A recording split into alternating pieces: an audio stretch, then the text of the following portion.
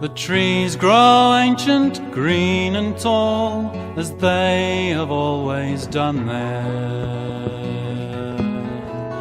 and press together over all to shield the earth from sun there. The seedlings spread, young trees grow old, old ones die and fall to mold,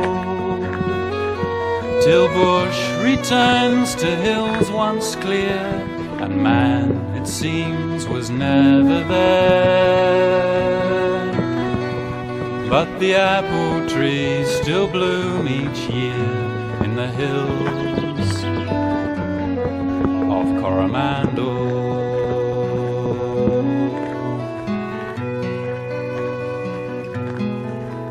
It was the gold that brought the men when thousands here did rally. Their secret shattered shafts remain, abandoned in the valley. The roads they fashioned in the clay are overgrown or washed away, with fences built by settlers' hands, all gone, restoring broken lands. And a rusted gateway lonely stands in the hills of Coromandel.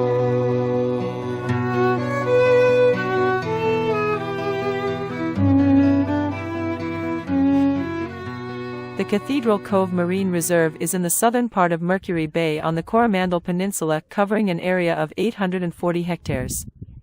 On the coast of the mainland, it stretches from Cook Bluff in the northwest to the northern end of Hathorn-Davey Beach in the southeast.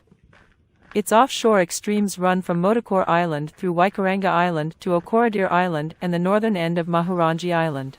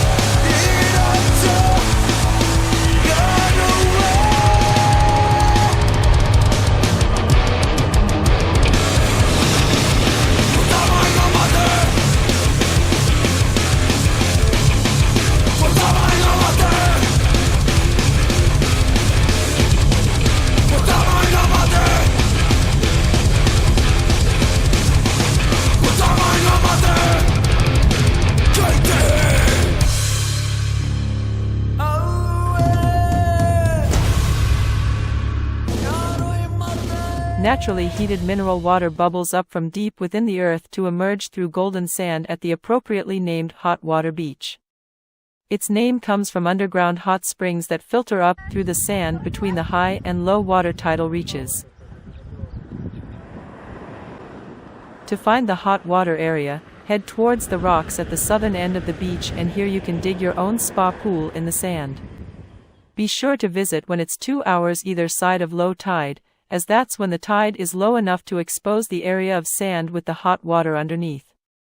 Don't forget to bring along your swimming gear and a spade or shovel, and if you don't have a spade or shovel, you can also hire one from the local cafes. It's certainly a unique experience to be lying in a pool of hot water just meters from the refreshing ocean. Well, we didn't manage to hit it within 2 hours of low tide. However, we dug and nothing. It doesn't matter next time.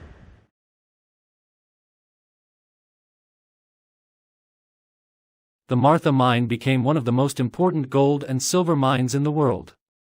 By 1952, when closed, around 160 kilograms of gold and 1,193,180 kilograms of silver had been produced from 11,932,000 tons of ore. 7 vertical shafts had been sunk for the underground Martha Mine. The deepest was 600 meters from the surface. Radiating from the shafts was a network of 175 kilometers of tunnel on 15 horizontal levels. A workforce averaging 600 men was employed over the 70-year lifespan of the mine. In 1909, when gold production peaked, a total of 1,500 people were employed in the mine and at the Victoria Battery. Explosives were used to loosen the rock. The ore was mined with picks and shovels and loaded into wagons. Miners pulled or pushed the wagons inside the tunnels on carriage rails. Sometimes horses were used to pull the wagons. The ore was weighed and sent to the surface in cages, similar to lifts. Ore was then loaded onto the train to be transported to the Victoria Battery at Waikino, where it was crushed and treated to extract the gold and silver. The Cornish Pumphouse is a relic of the original mine in Waihi. The structure housed steam engines and pumping machinery. The pumps were needed to cope with the ever-increasing quantities of water as the mine workings followed the gold-bearing quartz reefs to a final depth of 600 meters. Constructed by Hathorn-Davey, the horizontal Cornish pump was the pride of the New Zealand mining industry.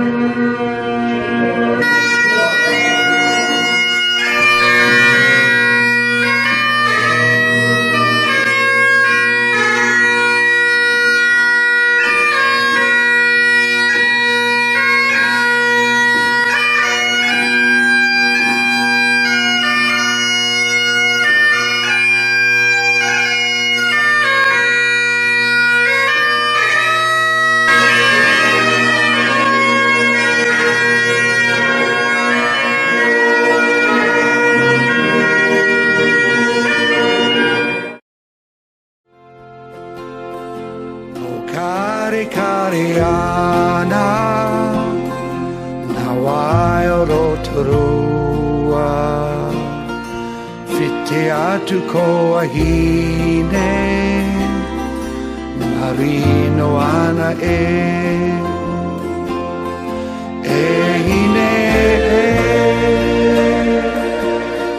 o kimaira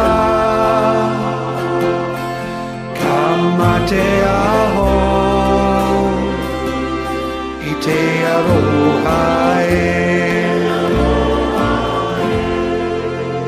Wairere Falls, the tallest waterfall in New Zealand's North Island, tumbles 153 meters in 2 steps over the Kaimai Escarpment. The waterfall is located between Te Aroha and Matamata. The walking trail leads from the parking lot at the end of Goodwin Road, through the creek valley to the viewing platform, and from there to the top of the plateau and the crest of the falls. Once at the top, you can continue on the north-south track that runs along the Kaimai Ranges. The track is about 5 kilometers back to the lower lookout and climbs about 380 meters from Goodwin Road to the top of the falls.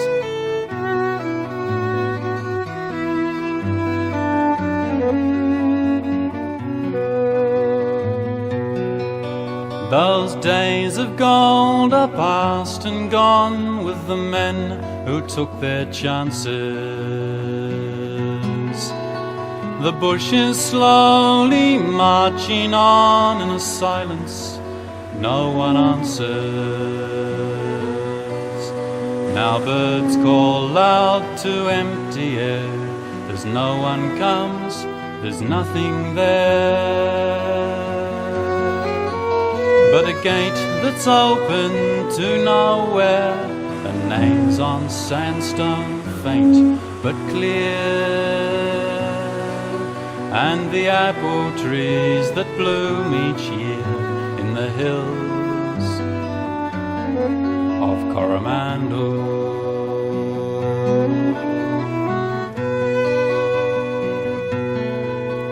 No more the taverns where they stood, no more the 1,000 people. And timber church is gone for good, with ruined, rotted steeple.